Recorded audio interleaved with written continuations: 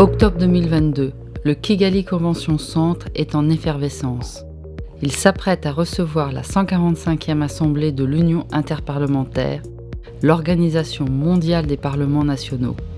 Un moment unique de dialogue politique et diplomatique.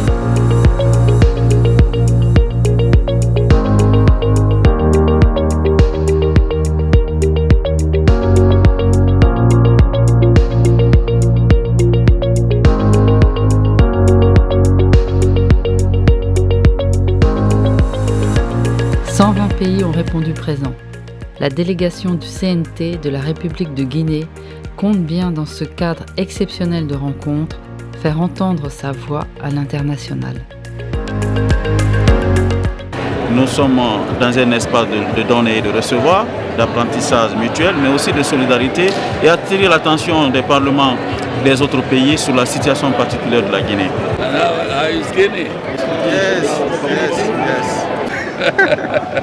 Beau séjour d'Abidjan.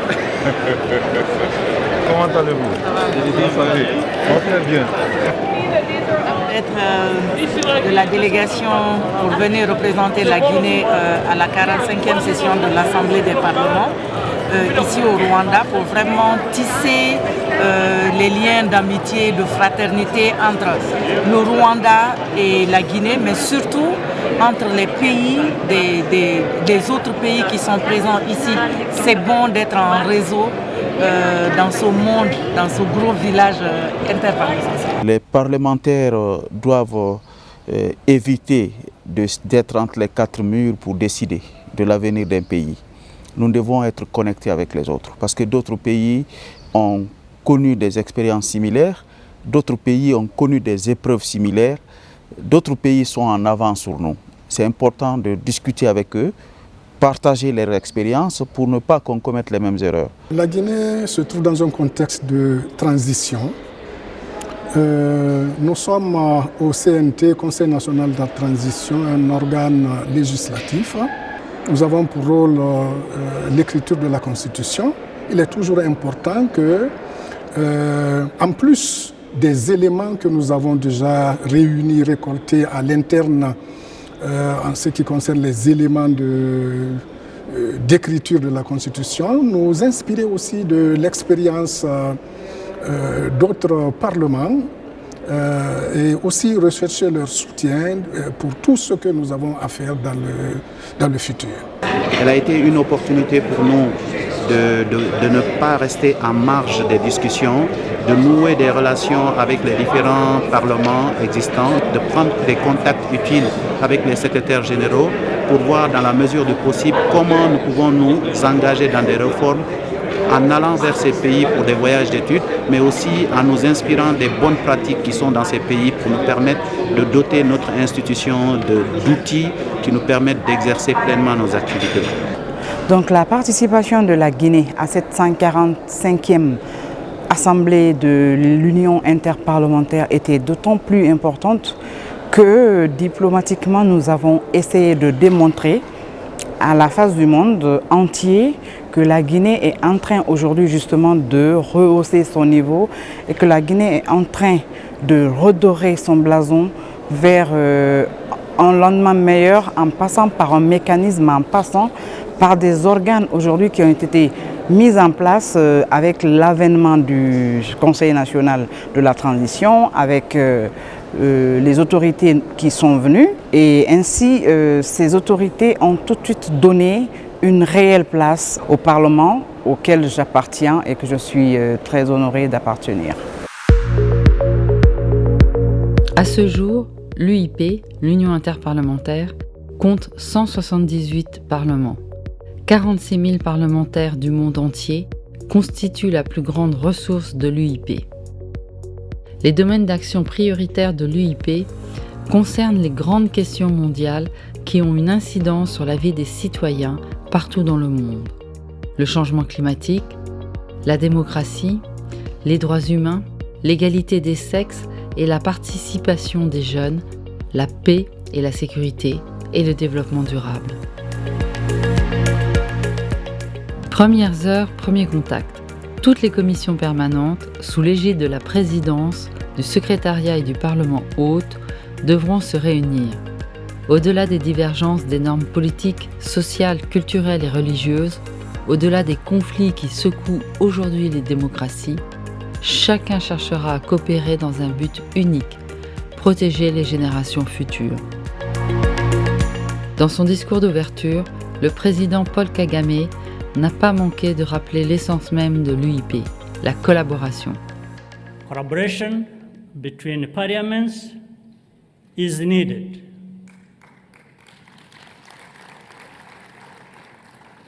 To work on all these challenges, to criminalize all forms of dehumanization and racism worldwide. I have to state here that the topical issues you selected, peace, democracy, and cooperation, are very important. There is no individual country, there is no region, there is no part of this world that can claim to have it all. It starts with working on democracy, working for peace.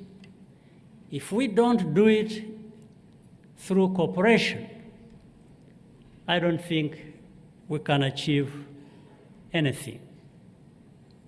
We see problems, as stated earlier, in some parts of Africa.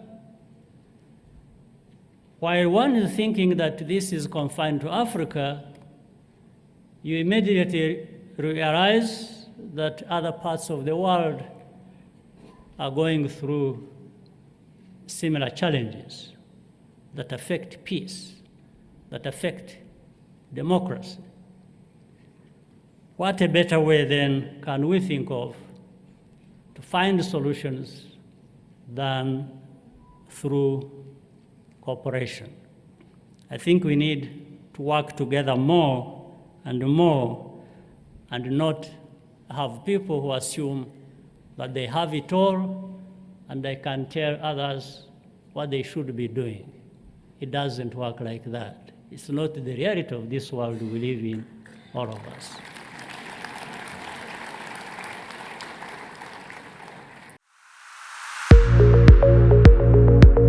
À chaque assemblée son thème, sans oublier sa stratégie globale de renforcer les capacités des parlements et les rendre plus efficaces, les échanges et les partages d'expériences mettront l'accent sur l'égalité des sexes et sur les parlements sensibles au genre, moteur du changement pour un monde plus résilient et pacifique.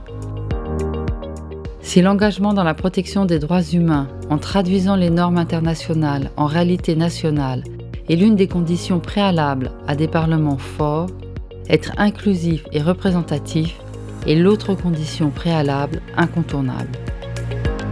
Une thématique comme le Parlement sensible au genre, comme l'intégration du genre dans le processus de développement, ce sont des thèmes importants, surtout notre Parlement très jeune a su relever le défi, ou est en train d'ailleurs de le relever, le défi de la parité et de la parfaite représentativité des femmes dans ces instances. Donc je pense que c'est une manière pour nous de présenter cette image en termes de progrès accompli dans le pays, s'inspirer des pratiques des autres pays, et pourquoi ne pas sceller ces amitiés avec les autres parlements pour faciliter notre travail. Le travail du CNT de la République de Guinée s'inscrit donc parfaitement dans les objectifs de la mission de l'UIP, qui consiste à apporter un appui au Parlement pour qu'il se transforme en institution sensible au genre, renforcer les capacités des femmes et des jeunes parlementaires, se lancer dans les travaux de recherche sur l'inclusion des populations marginalisées et vulnérables. Faisant figure de pionnier en matière d'égalité des sexes au Parlement, avec une proportion de femmes parlementaires de plus de 61%, bien supérieure à la moyenne mondiale de 26,4%, le Parlement rwandais démontre l'efficacité de cette politique volontaire.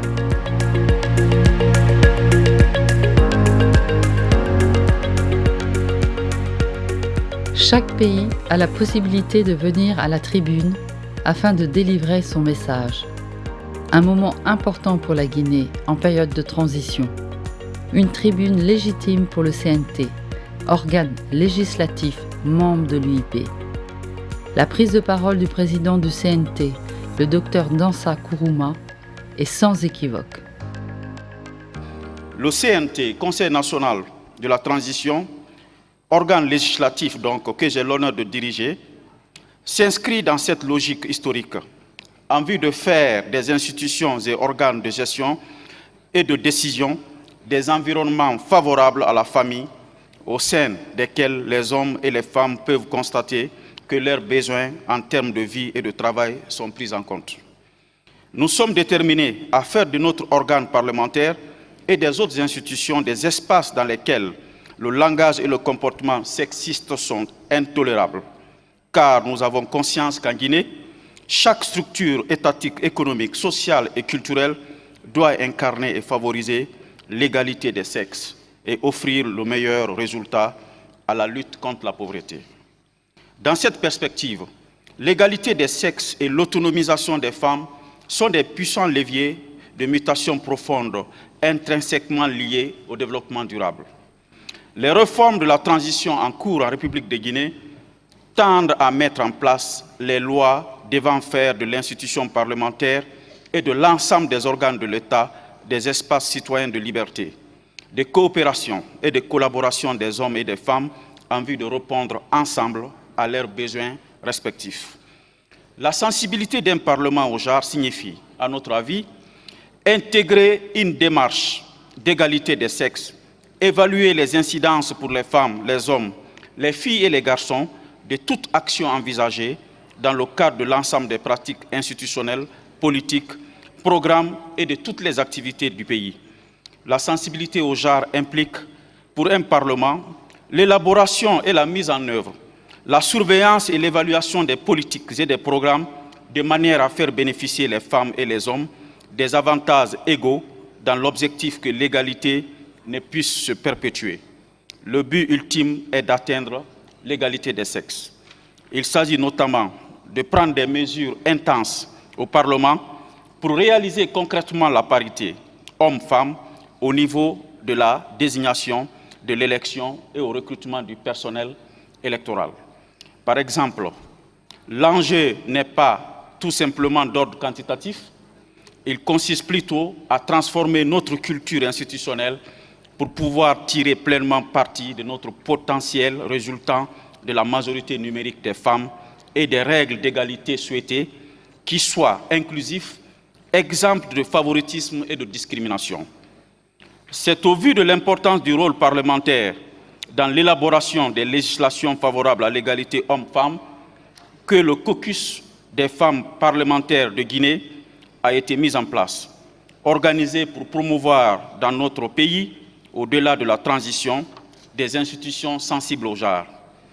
Nos efforts et notre engagement pendant la transition à promouvoir l'égalité des sexes et à faire en sorte que les institutions de la République soient inclusives, fortes, efficaces et sensibles au genre, procédera de l'élaboration d'un droit constitutionnel assorti d'un cadre juridique appliquant la règle d'égalité de genre, prévoyant des quotas et des mécanismes d'élimination de la discrimination et de promotion de l'image de la femme et les garanties d'une présence et d'une représentation équilibrée.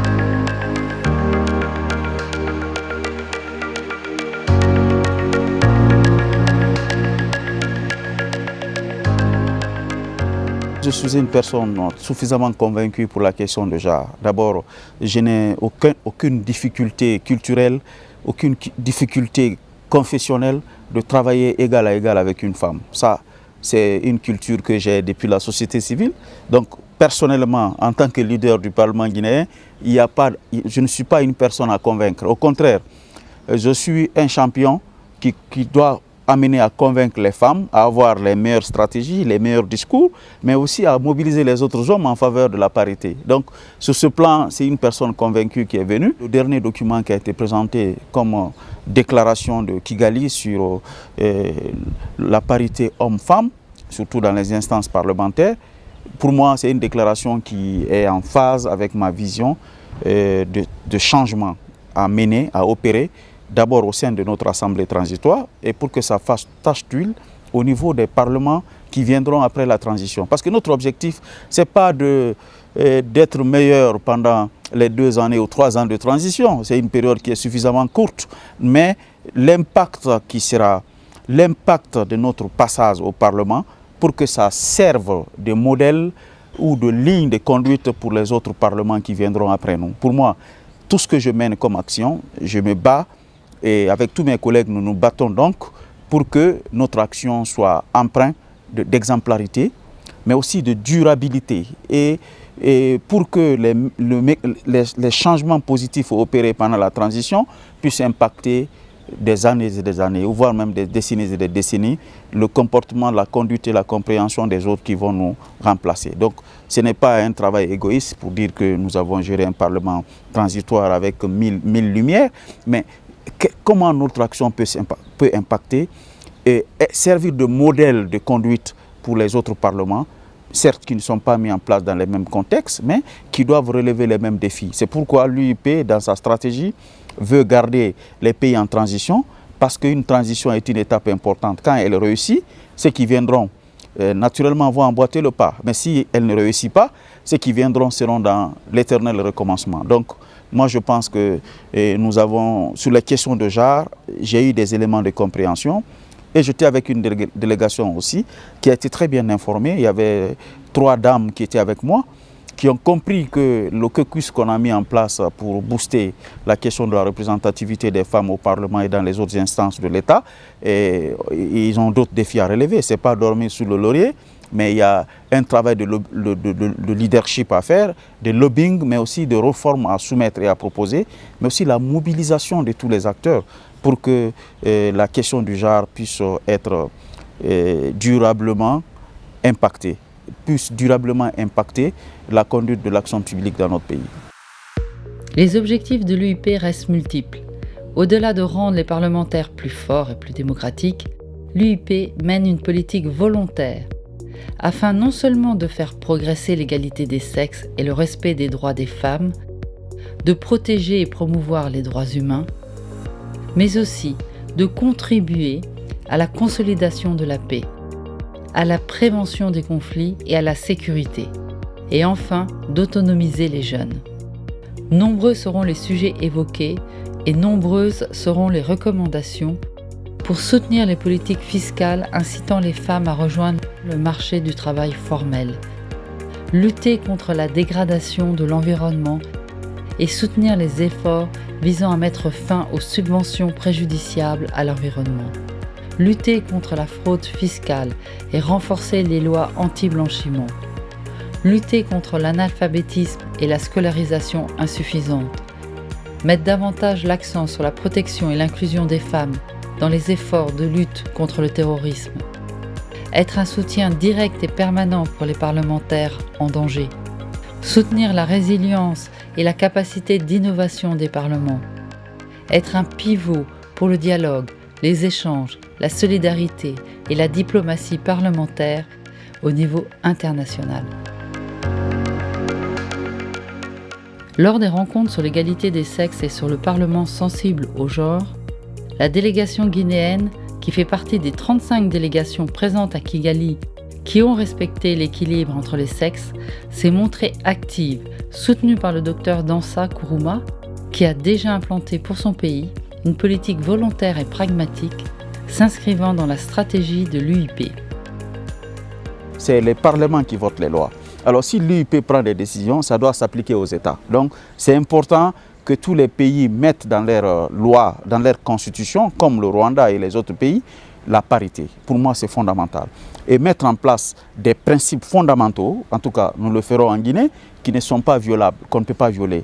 Quel que soit l'état d'urgence, quel que soit l'état d'exception, le quota homme-femme, nous devons le respecter.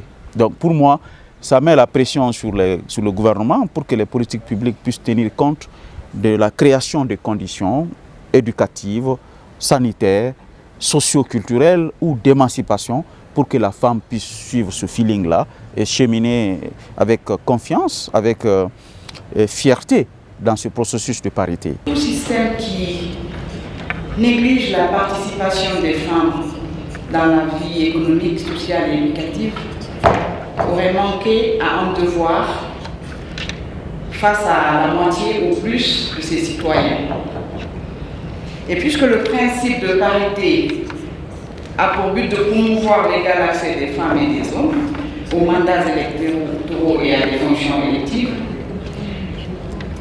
je pense que la responsabilité des autorités est de mise. Cela signifie une réelle implication de leur part.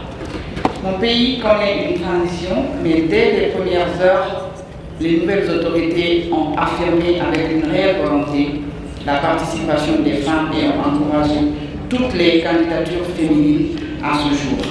Et à la rentrée prochaine, nous allons entamer des consultations, des débats d'orientation constitutionnelle. Beaucoup de consultations sont en train aujourd'hui d'être mises en place pour faire participer le maximum de femmes au débat constitutionnel. Je vous remercie. Il faut rappeler aujourd'hui que, je l'ai dit tantôt la dernière fois, que tout système, quel qu'il soit, qui néglige la participation des femmes dans sa vie politique, dans sa vie économique et sociale, manque à un grand devoir, manque à un devoir face à la moitié ou plus de ses citoyens.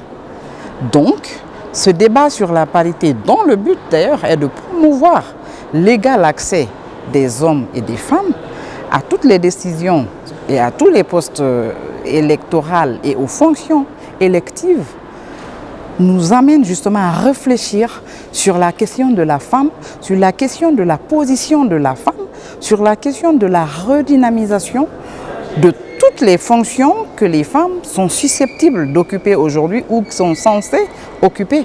Chez nous, nous savons que les femmes constituent plus de la moitié de la population mondiale et aussi, c'est le cas aussi en Guinée. Les femmes sont environ 52% de la population et toute politique de développement, que ce soit social ou économique ou culturel, qui ne prennent pas en compte cette importante frange de la population est vouée à l'échec. Donc nous ne pouvons pas laisser sur le quai des ressources aussi importantes que les femmes pour espérer avoir des résultats probants. La Guinée, à l'instar de beaucoup de pays africains, il y a des pesanteurs sociaux qui nous freinent, mais aujourd'hui il faut reconnaître qu'on est en train de se défaire petit à petit de ces chaînes parce qu'on a un taux de scolarité assez élevé de jeunes filles, mais surtout le maintien des jeunes filles qui est vraiment un gage d'autonomisation des femmes et qui est un gage aussi de la promotion des femmes dans les instances décisionnelles du pays. On a vu qu'en termes de représentativité, il fallait plus de représentativité pour la femme et aussi en termes de prise de décision, il fallait mettre les femmes à des niveaux de prise de décision qui peuvent leur permettre d'influencer le fonctionnement. En quelque sorte, dans certains pays, on a vu, comme le nôtre par exemple, la République de Guinée, on a vu que malgré le quota qui est accordé à la femme peut jouer un rôle très important dans le fonctionnement du Parlement, mais aussi au niveau de l'administration parlementaire. Donc cette réunion a été une occasion de voir dans certains pays tels que le Rwanda, où la représentativité est de 61%, et comment s'est effectuée la répartition de cette répartition. Et ces modèles sont des modèles qui nous inspirent beaucoup, qui peuvent nous inspirer dans le sens des différentes réformes que nous allons engager au niveau de notre pays. Pour moi, mon rôle, c'est d'amener aussi le gouvernement et les autres structures de l'État à être des e-forchi, à être des exemples, à être des modèles de leadership pour créer, ouvrir la voie aux femmes. Même au niveau du Parlement que j'ai l'honneur de diriger, il y a des résistances. Parce que quand vous dites, pendant l'élection des responsables des commissions de travail, des commissions parlementaires, il m'a fallu moi-même venir dans les commissions pour expliquer aux gens que nous devons laisser de la place aux femmes. Partout où je n'ai pas été, les femmes ont été marginalisées. Et là où je me suis reparti les rôles avec les autres vice-présidents pour qu'on sillonne les élections au niveau des commissions, pour expliquer un peu aux électeurs que même si vous mettez une femme devant, même si elle n'a pas tout le potentiel qu'il faut pour être devant, mais si elle a le leadership et le courage, vous qui avez l'expertise et la compétence, vous vous complétez. Donc c'est la complémentarité qui est importante. Il faut inverser les tendances au niveau de l'éducation. D'abord, il faut que il y ait autant de femmes et autant d'hommes à l'école. C'est-à-dire toutes les jeunes filles et tous les jeunes garçons aient la possibilité d'aller à l'école, au moins pour que 90 à 100% fassent l'éducation de base. Pour moi, c'est fondamental. Et l'autre chose, il faut qu'il y ait des mesures incitatives au niveau du système éducatif pour permettre aux femmes de percer. Pour moi, c'est important. Il faut que la formation soit adaptée aux femmes. Je prends un seul exemple, qui est un élément qui est souvent négligé, d'ailleurs, qui est une de mes préoccupations au Parlement, parce que nous avons instauré le débat sur les sujets de société. On a fait un débat sur l'éducation. L'une des recommandations, c'est la séparation des toilettes hommes-femmes. Vous savez, c'est un problème qui paraît banal, mais du fait que les jeunes filles n'ont pas accès à des conditions d'hygiène de qualité, à des toilettes qui gardent leur intimité, ils peuvent renoncer à l'école uniquement pour ça. Le deuxième petit problème que j'ai suggéré au ministre de l'Éducation, c'est avoir de la cantine scolaire pour toutes les écoles, surtout en milieu rural et périurbain. Cantine scolaire pour tous. Le simple fait d'avoir les 3 repas ou les 2 repas à l'école sont des mesures d'encouragement pour les enfants de rester à l'école. Surtout les jeunes filles qui sont pressées d'aller à la maison, aller au marché. S'ils savent que leur cantine, leur manger est assuré à l'école, ça les attache à l'école. Il faut valoriser la femme, il faut valoriser les jeunes, il faut faire en sorte que ces couches-là puissent trouver le moyen de s'affirmer, de s'exercer. Et si cela est fait, je suis convaincu que c'est un levain pour le développement de la société. La question de genre implique aussi la question de l'équité générationnelle. Il n'y a pas que femmes et hommes, il faut aussi l'équilibre entre les différents âges. Pour moi, tout ça, c'est question de genre. Donc, bref, nous avons eu tous les éléments de langage, les orientations et les motivations qui ont renforcé notre conviction que les réformes que nous sommes en train de faire dans le pays, si nous les menons avec neutralité, avec impartialité, objectivité, nous sommes du bon côté de l'histoire. Le Parlement, source d'inspiration pour la société, est en action pour faire de l'égalité des genres une réalité. L'égalité est un droit, pas une faveur, dit Paul Kagame. Il est primordial d'avoir des lois fortes et correctement appliquées pour lutter contre les violences faites aux femmes, dont la violence sexiste dans les parlements. Le travail de l'UIP a démontré que des mesures s'imposent. Il est nécessaire de développer des formations pour prévenir le sexisme et le harcèlement au Parlement, de mettre en place des mécanismes indépendants de signalement et de traitement des plaintes et la mise à disposition d'un espace confidentiel permettant aux victimes de recevoir des informations et du soutien. L'application de sanctions lorsqu'une procédure de plainte révèle un mauvais comportement est également cruciale. L'importance de collaborer avec les médias est aussi un moyen d'action. Un enjeu primordial car la manifestation systémique de ces problèmes de sexisme et de harcèlement dans les parlements est dommageable pour les institutions démocratiques et pour la démocratie elle-même. Aucun développement durable et inclusif ne peut se réaliser en écartant les cibles que sont les femmes. Dans mon pays, c'est près de 52% de la population et les jeunes, près de 70% de la population. Un plus grand nombre de femmes dans le Parlement a provoqué une plus grande prise de conscience de l'égalité des droits et des chances entre hommes et femmes. It can't work because I'm even just thinking as a young mom, how will I manage? Moi, je sens du jugement. J'ai l'impression qu'on me regarde en disant est-ce que je peux faire mon rôle de députée en étant mère et est-ce que je peux faire mon rôle de mère en étant députée. Grâce à cette loi, les femmes ont pu atteindre approximativement les 30% selon la loi, mais nous trouvons que c'est toujours insuffisant parce que concernant les listes électorales, ça peut être 2 hommes, 1 femme, 2 hommes, 1 femme, donc ça défavorise toujours les femmes. Tout au long de cette 145e assemblée, les rencontres ont rythmé l'agenda du président du CNT et de sa délégation.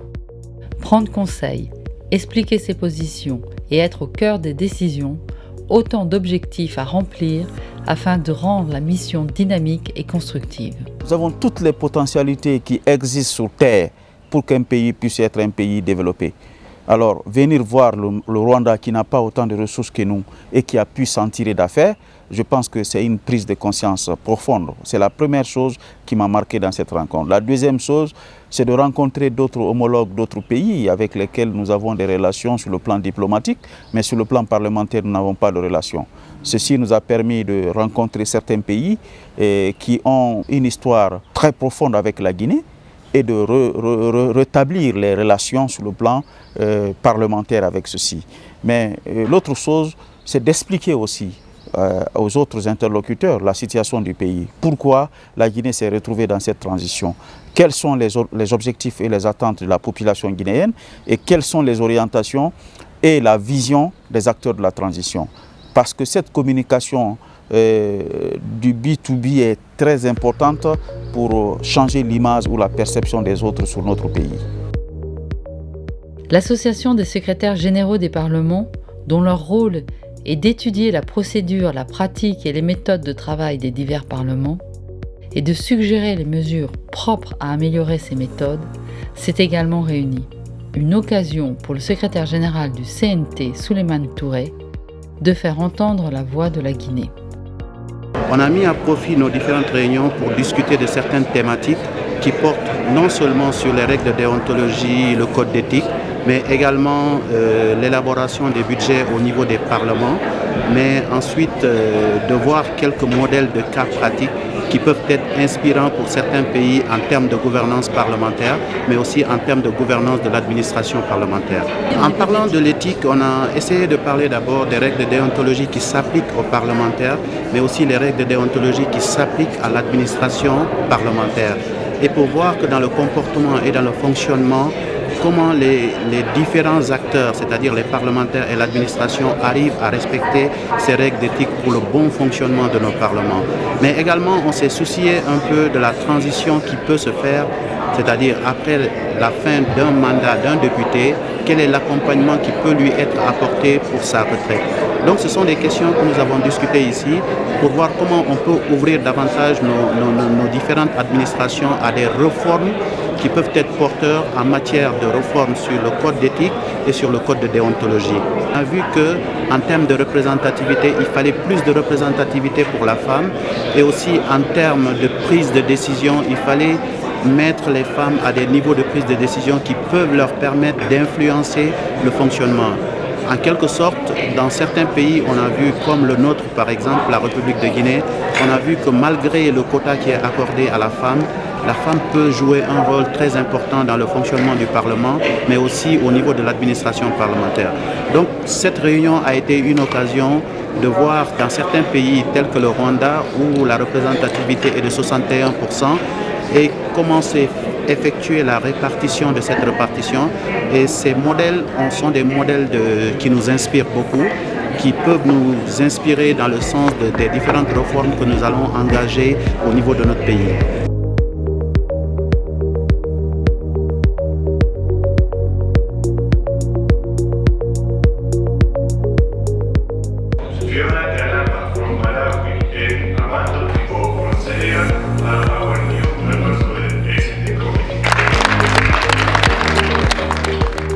La voix de la Guinée compte. Ah oui, vive le fond.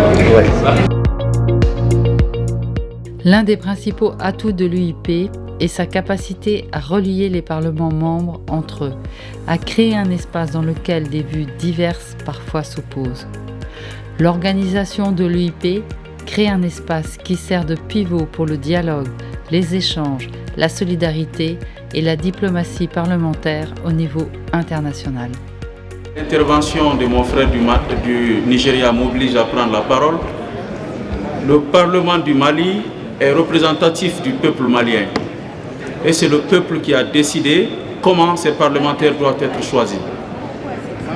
Et il s'agit du droit du peuple malien de choisir les moyens par lesquels il doit être représenté. Alors, il ne revient pas à notre pays de s'ingérer dans cela. Et nous ne sommes pas à la CEDEAO, nous sommes à l'Union internationale parlementaire. On applique les règles et les procédures de l'UIP et non les règles et procédures de la CEDEAO. Deuxième précision, il est important qu'on fasse observer que les pays qui sont en transition Au lieu d'être mal jugés ou sanctionnés, nous devons comprendre le processus par lequel les pays sont arrivés dans cette position. Si je prends l'exemple de la Guinée, il a fallu qu'un président élu change la constitution pour se maintenir au pouvoir, pour que le peuple demande à l'armée d'intervenir. Parce que le coup d'État, il est militaire, il est aussi civil. Quand un président démocratique lève les barrières de la constitution pour se maintenir au pouvoir, c'est aussi un coup d'État. Moi, je voudrais qu'à cette tribune-là, nous mettons en place des processus et des mécanismes pour aider les pays en transition d'avancer tout en restant fidèles aux règles et aux principes de démocratie internationale.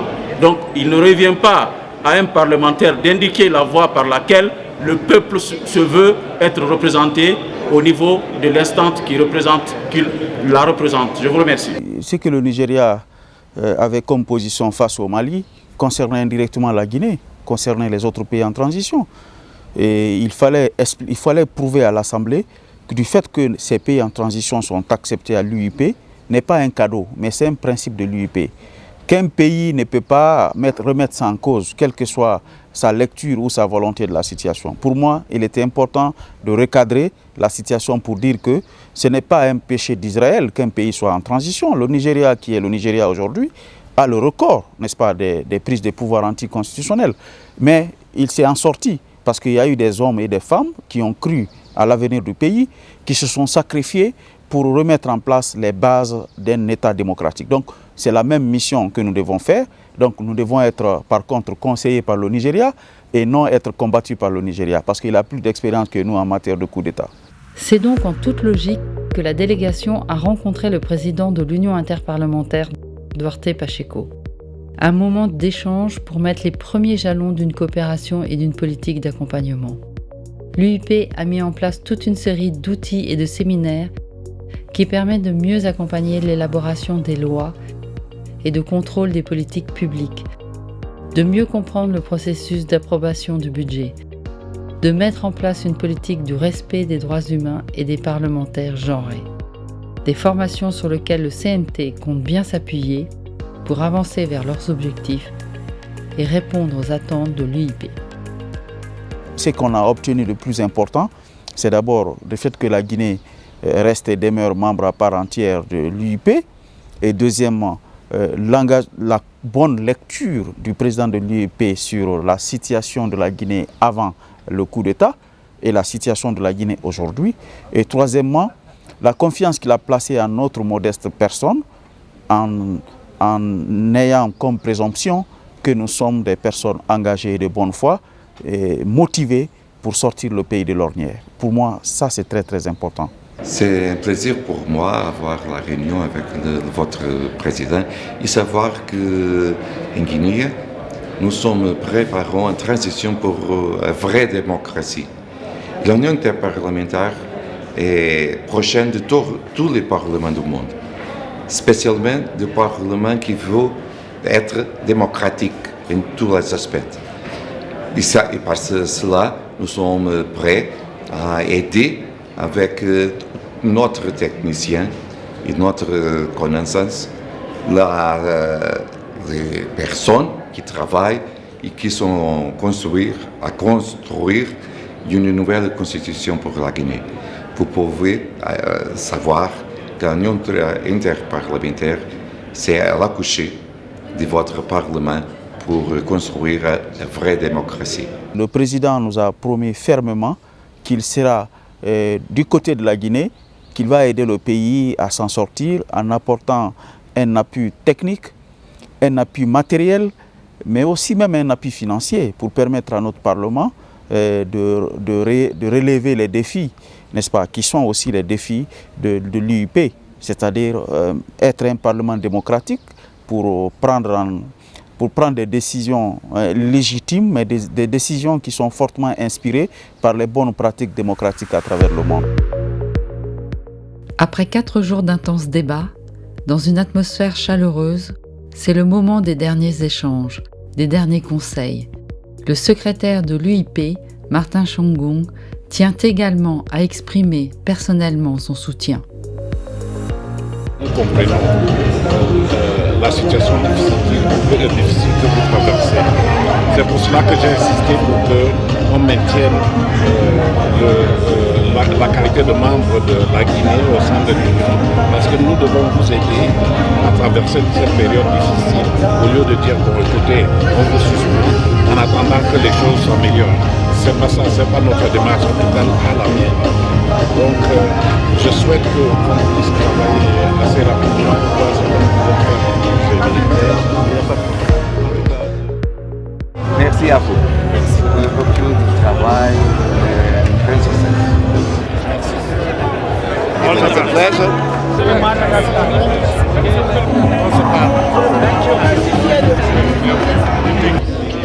Félicitations. Bon travail pour avoir la vraie démocratie et votre travail. Et bon voyage si on se voit bien. À bientôt à Bahreïn, Sharm el-Sheikh, Côte Guinée.